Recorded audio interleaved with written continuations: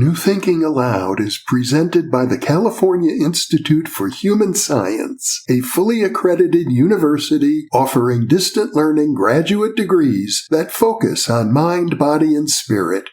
The topics that we cover here. We are particularly excited to announce new degrees emphasizing parapsychology and the paranormal. Visit their website at cihs.edu.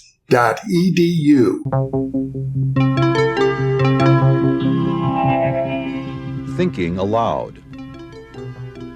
Conversations on the leading edge of knowledge and discovery with psychologist Jeffrey Mishlove.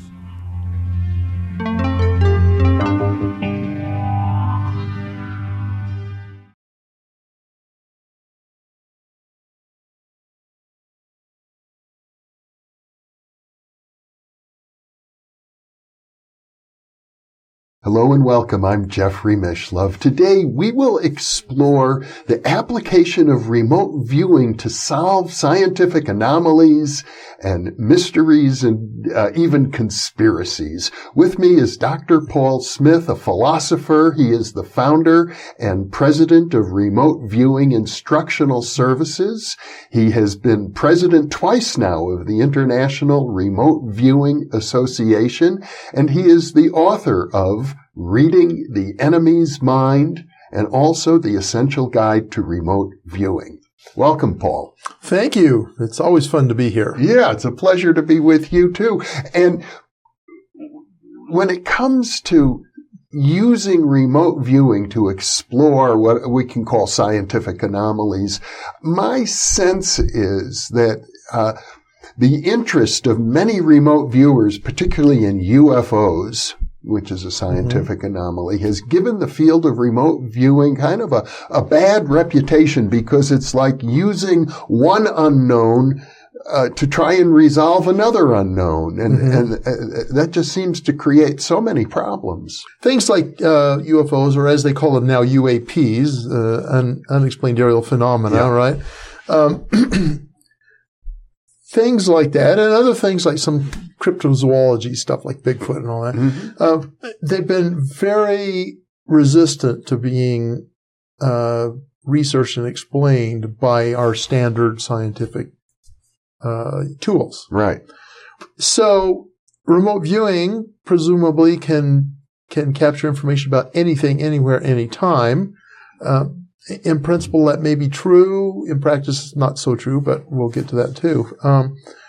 So with that thought, people have said, well, we have this tool. Why don't we try it, see if we can unfold or uncover some of these mysteries that are, confronting us?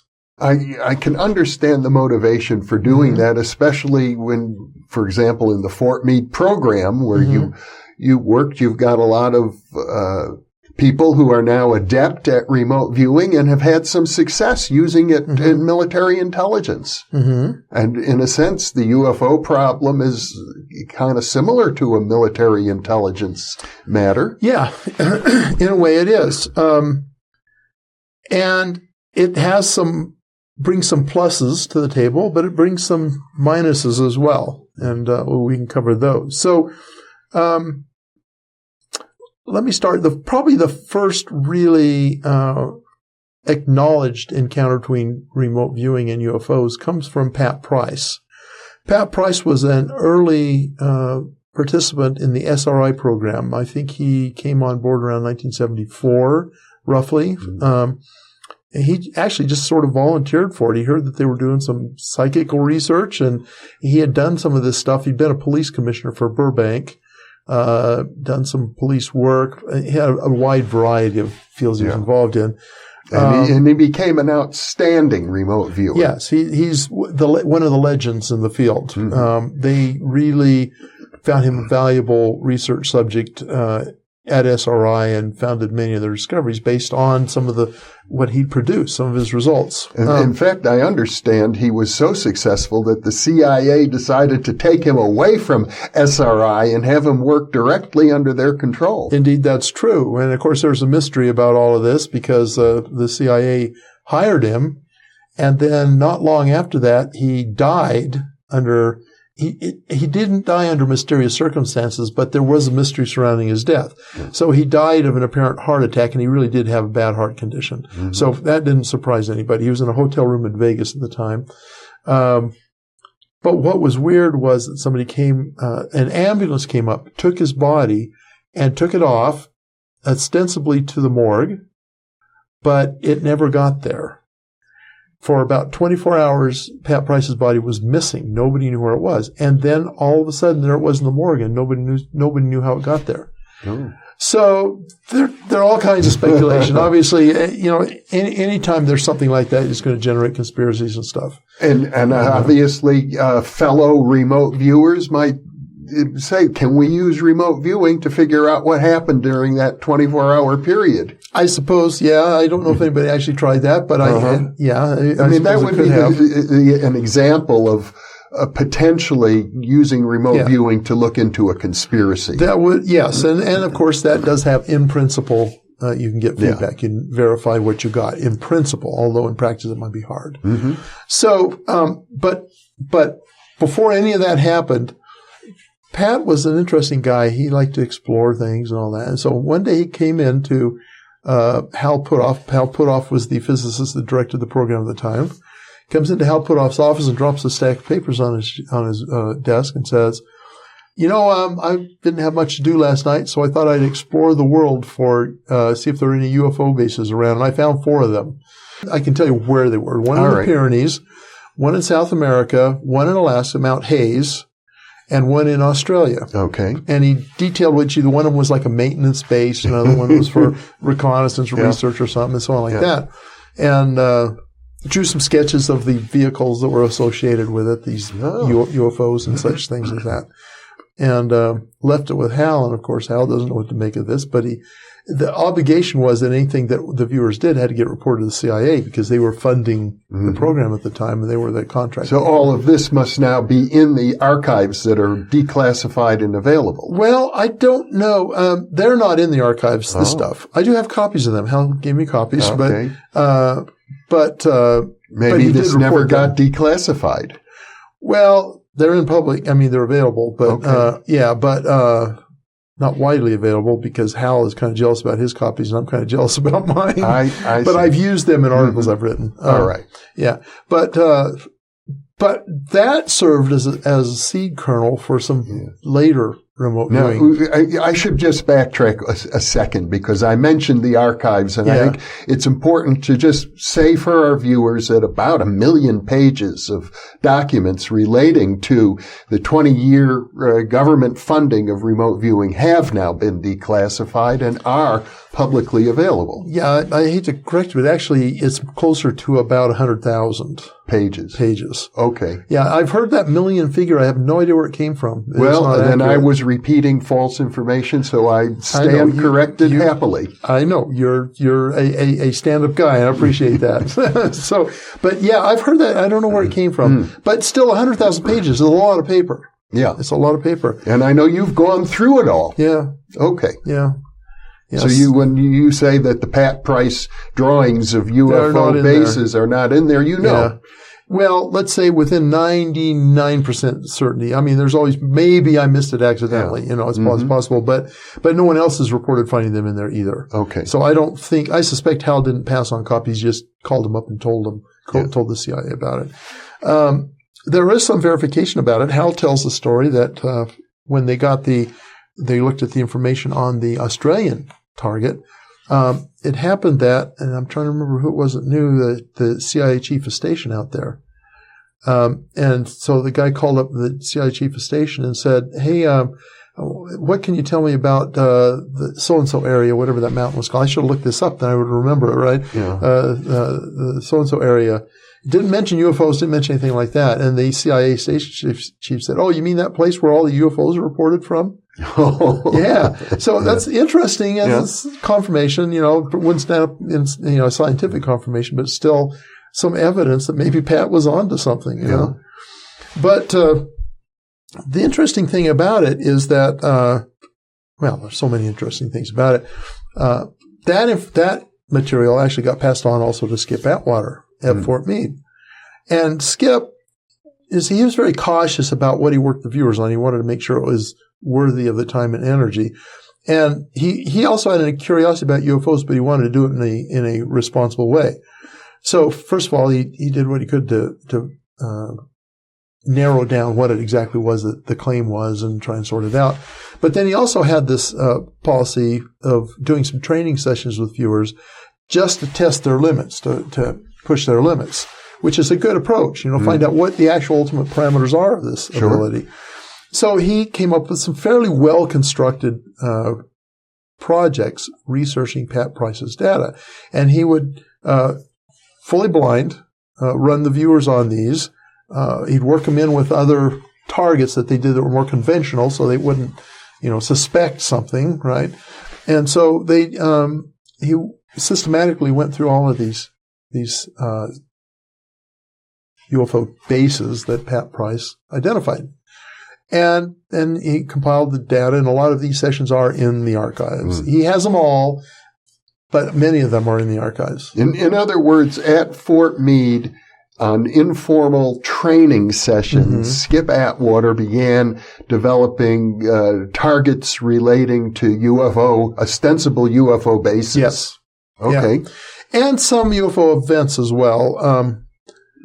One of interest was I want to say Argentinian minesweeper.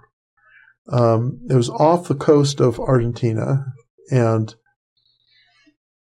it was found abandoned, drifting with nobody on board. Oh. Yeah. Totally no explanation. And it's kind of like the Mary Celeste, food on the table, still warm. The lifeboats are still on the ship. None of the life preserver stuff was gone, but everybody else, the entire complement was missing. Uh-huh. And there had been reports of UFOs. These are actually USOs, undersea objects, right? Unidentified submerged objects, I think is what that stands for. And so there's this whole branch of ufology where UFOs, they dive into the ocean or into bodies of water and submerge, or they emerge out of the water and all that stuff. And there's a bunch of reports from this area about that. So Skip, again, ran fully blind viewers on this, and they reported really kind of bizarre things. I worked on several of these, right? And after the fact, we find out about it, and I get into this session, and I get this image of a UFO in a ship, this impression of a UFO in a ship, like a flying saucer or something.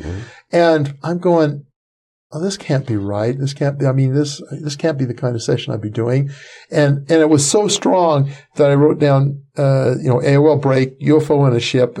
I just can't work any further, and I quit. I just couldn't get that out of my head. And of course you were blind. Yes. I didn't know that's what the target was. It could have been anything. It could have been. Yeah. But other of the viewers reported some very interesting things about this. One of them, let me think. I want to say it was Bill Ray, who's one of my colleagues.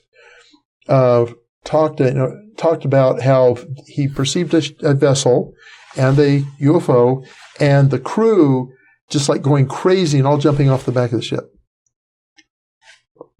So I don't know, and none of us really know what the bottom line is. And I presume, though, the crew members were never located. Never found. No remains. Anything. Okay. And let me ask one other question: how many members were there at this time in the mid-'80s in the Fort Meade unit? Viewers were I'd say about six. About maybe, six. Yeah. Okay. And then staff, about another four, I think, 4 or 5. This is a very small unit. Yeah.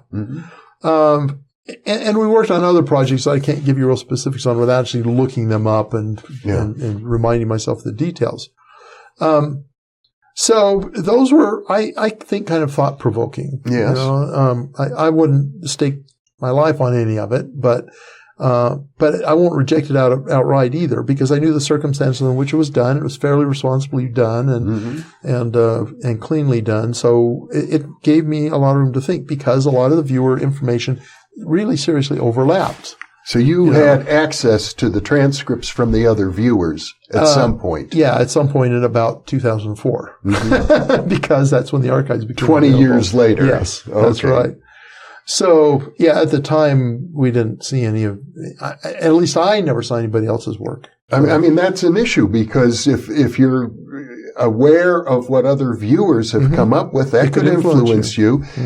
And also, I suppose it's fair to say that for most of the intelligence projects that you were tasked on as a viewer, you never got any feedback in any case. That's true. Operationally, that's why they worked us on other things that there was feedback on, just so we could maintain our edge. Yeah. Because you're working operationally, sometimes you won't know the answer for months or years or ever. Mm-hmm. And so, if that's all you did, you would very likely start to lose your edge and your feedback accuracy. is very important. Absolutely, it's essential in human learning psychology. Right. Yeah. So that was kind of the outcome of that. Now, there's one other interesting thing about us trying to replicate what Pat Price had discovered. And that was, I did a session on his Mount Hayes target, as did Mel Riley. This I remember fairly well because I wrote it up in an article for UFO magazine one time. Pat had sketched a UFO that was oblong and had a center midline through it and was kind of a lozenge shape. And in my session, of course, fully blind, not knowing I'm replicating anything Pat Price ever did, and not ever having seen his work. In fact, I didn't even see his work until probably about 2010 or 2012, somewhere in that period, when Hal gave me that information. When I was able to see Pat Price's stuff, my sketch is strikingly similar to his sketch, without any cross-pollination possible, at least any normal kind of, and he's dead, so it couldn't be telepathy. No. Well, so, maybe it was telepathy, but with a deceased person. Yeah. But I think the interesting point here is that we're talking about a consensus amongst viewers, which is, I would say, important factor in the scientific evaluation. Yes. If you get multiple viewers who are providing similar descriptions, just as if you had multiple conventional intelligence sources providing similar descriptions, you would take it more seriously. Yeah. In the intelligence world, you do want multiple sources. In fact, they call it all-source intelligence, right? At least they did when I was there, where any source from signals intelligence to aerial imagery to human intelligence, the more of those things corroborating a certain fact about the enemy or whatever. And for some intelligence analysts, better or worse, this is a form of human intelligence. Yeah. The one downside to this, and this is one of the problems with it, and I'll get into that right now because this is a good opportunity. The independence of those various sources is very important. Yeah. So human intelligence is usually significantly a different kind of source than signals intelligence is. So they corroborate each other really well if they correspond. Yeah. In remote viewing, you have this odd thing that's been named telepathic overlay. So telepathic overlay, what sometimes occurs is that all of the viewers come to a consensus based on a false story that is perhaps more strongly held by one of the viewers or by the tasker who may believe something about it. And so you end up with them confirming a false story rather than the real one. Now, I recall an ESP experiment done many years ago, I think by Gertrude Schmeidler at the City College of New York, working with Alan Vaughan, who was also a remote viewer, and at the time was more well known as a psychic, not a remote viewer. Yes. And he had psychic training classes. I took one once, and his students. And what Gertrude Schmeidler found is that the students seemed to telepathically tune into Alan. And whether his description was correct or incorrect, the students seemed to match his. Yeah. I have heard that happens with Joe McMoneagle when he's working with a bunch of people they're all remote viewing target, that some of them tend to link into Joe. Yeah. Because, of course, he's an authority figure, right? And so they think that he must be right. Well, Joe isn't right all the time either, and he admits that. But this would be subconscious. I mean, I don't think the students No, it's not intentional. Right. It's not intentional. So in an anomaly kind of a target, such as a UFO event, here's where a kind of a scenario that shows you how this could be a problem. Okay, so let's say there's a UFO event that the person who wants to know about it absolutely believes happened and has a certain model in his head about how it happened, but actually never existed. It's something somebody falsely reported or hallucinated or whatever. Yeah. So they so we'll say he in this case, has this idea, and he tasks remote viewers, and let's say it's even done responsibly through, double blind and all that. So the viewer gets the tasking to go out to perceive and describe this event. Well, there is no event. Mm-hmm. So they look around for the next most powerful psychic signal. What is it? It's the confabulation about this event that's in the tasker's mind. And so they pick up on that, and they report that as if that's the real event because they can't tell the difference.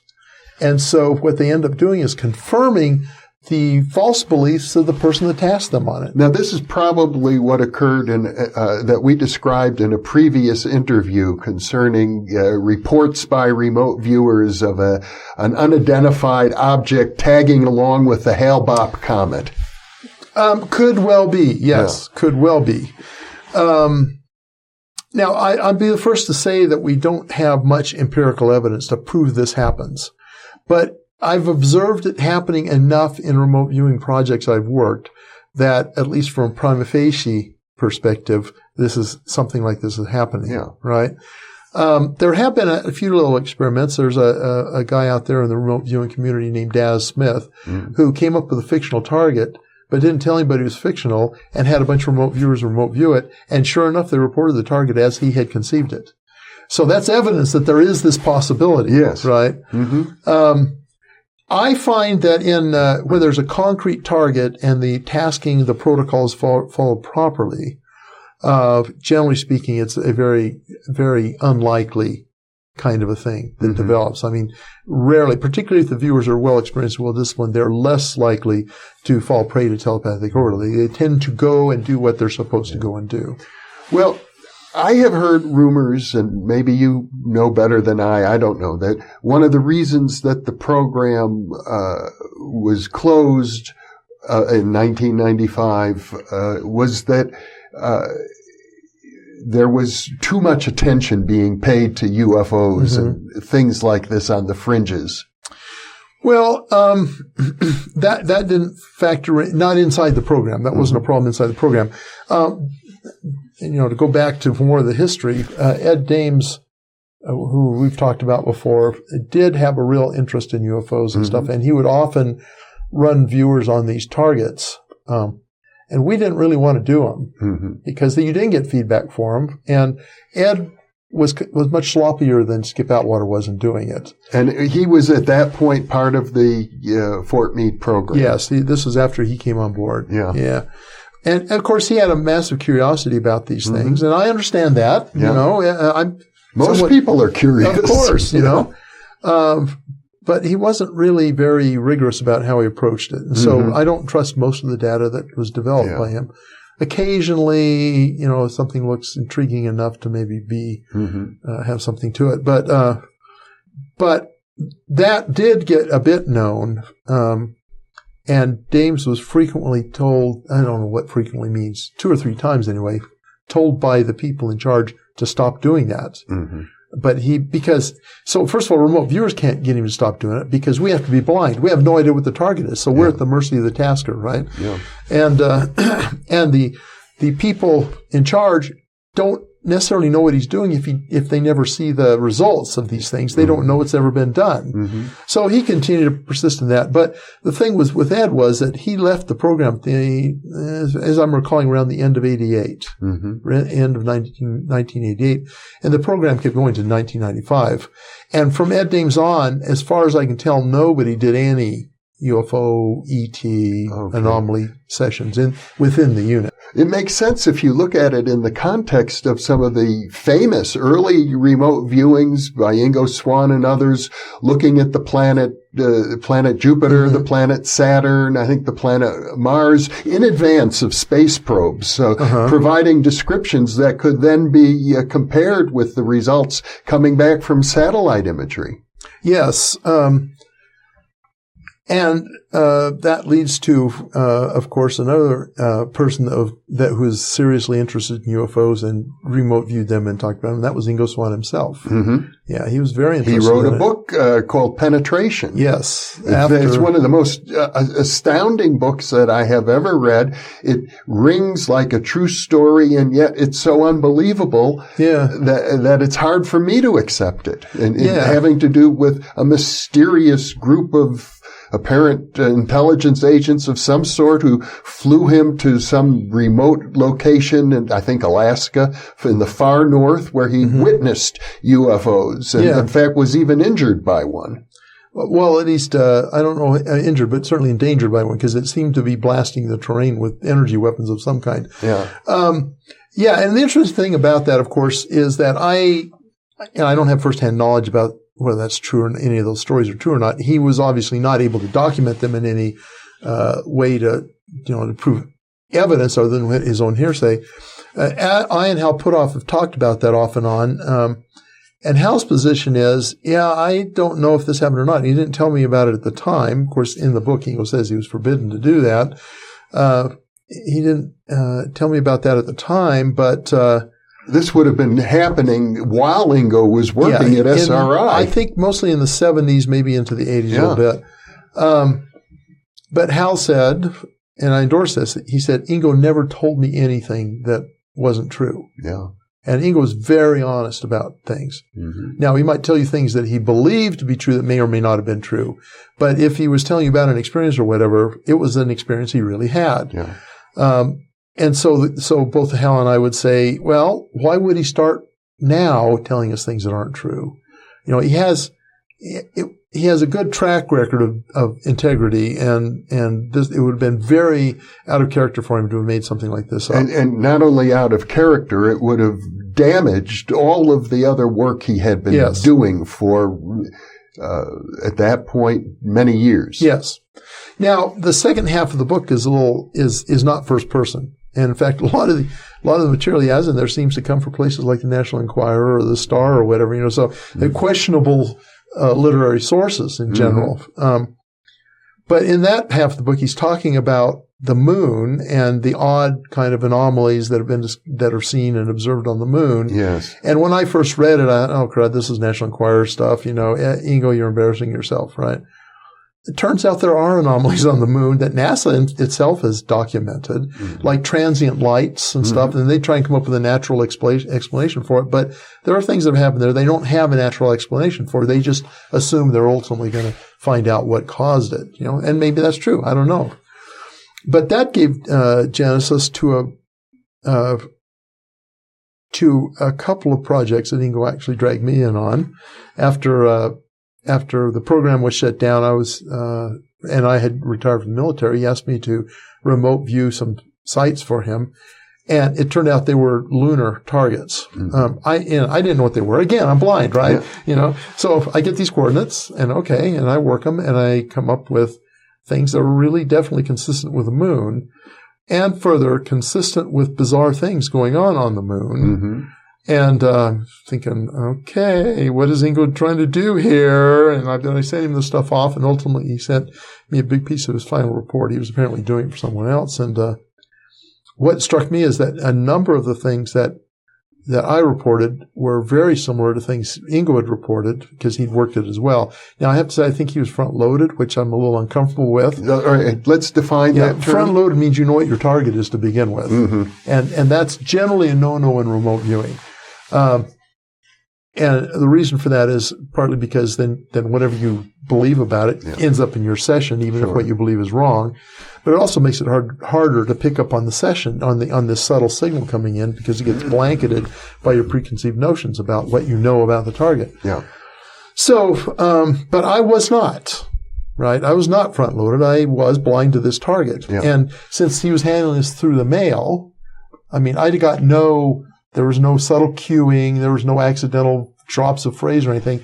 All I got was a coordinate, and I worked the session, right? Yeah. And so an overlap between that and Ingo's was more compelling to me. Now, there was so you got some feedback at some point. Yes. Well, most of my feedback had to do with seeing what the other viewers had done. There was one other guy, and ours overlapped with his stuff too. Now, there could have been telepathic overlay, Yeah. but by then I was pretty experienced. I mean, I've been remote viewing for closing in on 20 years at that point. Mm-hmm. So I can't discount the possibility of telepathic overlay, but I can at least have some confidence that it may not have been an explanation. So. Now, I happen to know that Lynn Buchanan is an artist, and he has a website of his artwork. And on one of the, I think they're digital. They're computer generated. Computer generated, but one is a picture of the surface of the moon with a dome over one of the craters, like a glass dome over a crater. And I seem to recall that Lynn Buchanan believes there's some kind of a base on the moon that he was picking up on.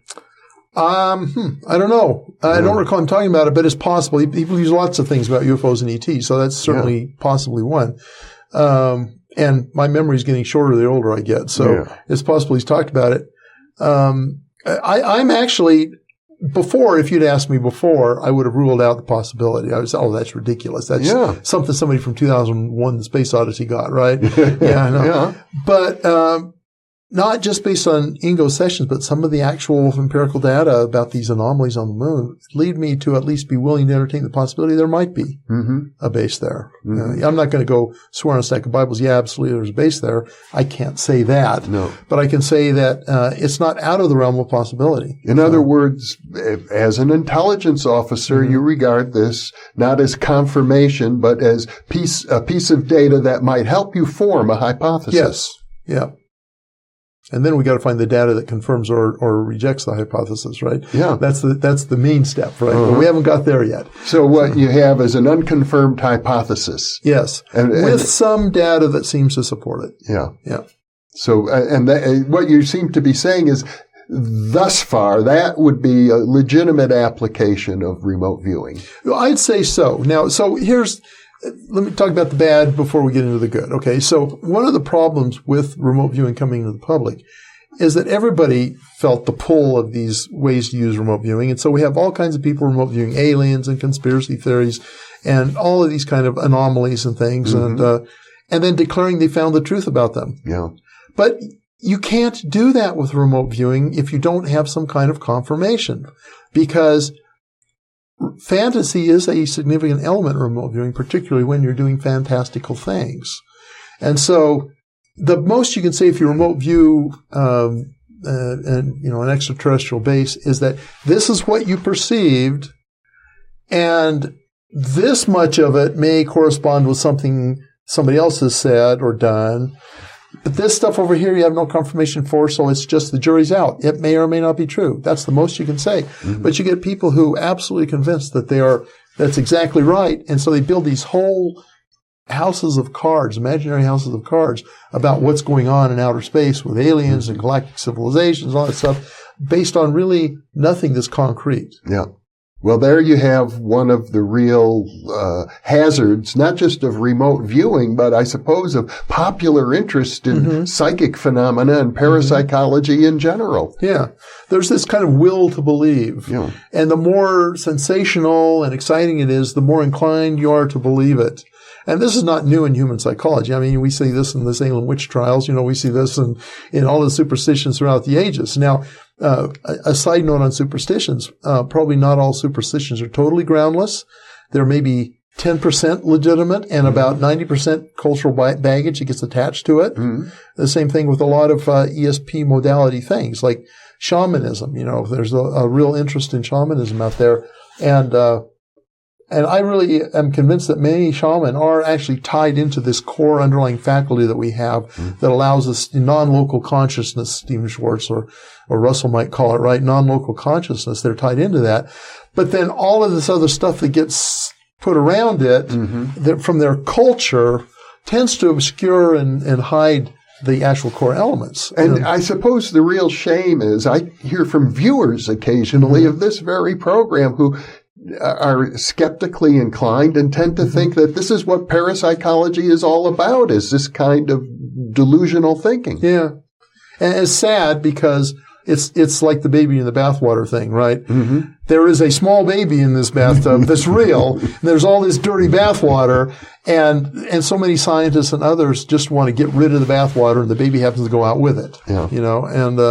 And that's unfortunate. I mean, that's the disservice I see some of these sensationalizers. And I'll name Ed Dames and Courtney Brown as one who I think over-sensationalize the field. Mm-hmm. They write a much bigger check than they have funds in their account for, right, when they're talking about this.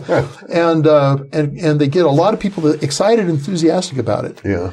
But if you really start to boil it down to what's really true, you find that there's not a lot there. Mm-hmm. And the problem with that is it gives an image of remote viewing as being this kind of circus, right? And the remote viewing as being kind of a circus. And where there may be a legitimate interest in exploring these phenomena in a responsible way, that just gets totally submerged by everybody out there. It's kind of like the Wild West, everybody shooting at everybody else, essentially, just remote viewing any anomaly that comes along in any haphazard way, front-loaded or whatever, and thinking they found truth. Yeah. It's unfortunate. It does strike me that remote viewing could be used as a tool for solving unsolved scientific mysteries. For example, at one time, it never got funded, but we thought it might. We had a proposal out to use remote viewing to try to understand the cause and the cure of MS. Mm-hmm. Which is still a serious medical problem that has yet to be solved. Mm-hmm. Yeah, and in fact, there was the International Remote Viewing Association has this competition called the War-Collier Prize, right? Yes. Where you get a small fund if you win it for doing a particular science project that you come up with involving remote worked viewing. As a judge on several. Yes, you have. Thank you for your service. Yeah. It's a small service, but it's very interesting to evaluate the proposals, and some of them are very high quality, and some of them are very low quality. Yeah, but the part of the reason for that initiative is actually to help people learn how to do remote viewing experiments and other ESP-related experiments in a disciplined way. Mm-hmm. And even if a low-quality one comes in, they've learned something from that process, and maybe the next time it will be a better one that they propose. Because I think it's fair to say this about the International Remote Viewing Association, is that most everybody in there is interested in cultivating their own personal remote viewing abilities and applying them, and actual researchers are just a handful. Yes, yeah. And that's true in the entire ESP world, So. But there was one project that was done seeing how well remote viewers could identify and describe bacteriophages. Mm-hmm. Now, a bacteriophage is a small virus-like entity that preys on bacteria. Oh. There's obvious value in this, right? If you can get some bacteriophages that'll eat the bacteria you don't want, the dangerous bacteria, then you want to cultivate those and learn how to manage them, right? Yep. And in fact, they had microbiologists, without any connection to remote viewing, judge the results. And it turned out very impressive. Mm. Very impressive. It was a nice pilot study. It would be interesting to see that pursued in order to develop maybe some solutions like you were talking about. Yeah. But so that in a way is a mystery, although there is in principle feedback available for that. But that's the key, is whether or not there will, even in theory, be feedback. Yeah. So, but let's translate this to, we'll use UFOs for example. Okay. Yeah. So in many UFO events, you probably aren't going to get feedback. Reynolds and Forrest, for example, a famous UFO flap in England. There was some ground, some evidence, vestiges on the ground and stuff. You remote view that event, you may get information, but that you'll never really be able to verify. Mm-hmm. The only confirmation would be as if the remote viewer reports some of this evidence on the ground that they can certify is there. But if you pursue it in a responsible way, the way you might pursue an operational remote viewing project against a foreign threat that you don't have ground truth on, may eventually, you could still uncover some useful information about the phenomenon. But it has to be very carefully done. Yep. It's not something you can do as just sort of a one-off kind of a thing and be able to trust it. Right? Mm-hmm. Well, it seems to me we're at a point in history right now where the application of remote viewing for practical problem solving is really in its infancy. Yes. We have the 20-year program funded by the military, and we have a number of private organizations doing work subsequently. But I can well imagine that 100 years from now, many of the issues that are slowing us down today, people will have found good workable protocols and solutions. And I'd like to think that people looking back at this conversation 100 years in the future will be able to say we've made enormous progress. Yes. And it would be nice to have that happen. When I was learning to play guitar, you get very frustrated after a few weeks. You don't feel like you're making any progress at all. Yeah. And I had one guy tell me, okay, well, all you do is turn the guitar over and try to do it with your left hand or your right hand instead of your left hand, and you'll see how much progress you made. And that is really true. You get a contrast between what you can't do and what you can do, and you'll realize, okay, this is not bad. Mm-hmm. But yeah, I'd really like to see, I don't do anomaly stuff except occasionally, like when Ingo asked me and I didn't know I was doing it right. Yeah. I don't like to do that stuff, partly because you don't get feedback, partly because Mark Twain once said he didn't believe in reading health books because he was afraid he'd die of a misprint. So, who knows what you might end up getting in these like dividing by zero kind of approaches. So, and I like to use that dividing by zero in terms of anomaly remote viewing, because if you're going against an anomaly that you have no feedback, you don't know anything about it, it's like dividing by zero. You can get anything. Yeah. That's the whole problem with trying to divide a number by zero. Any number can come out of that. And so, it's a danger of starting to believe way too much and leading you astray from, rational thinking about how to apply remote viewing in a responsible, reasonable way. Well, you seem to be arguing for a balanced approach. I think so, yeah. Paul, this has been a delightful conversation once again. Thank you so much for being with me. Oh, you are hugely welcome. And I look forward to more. I'm happy to do that, yes. Okay. And thank you for being with us.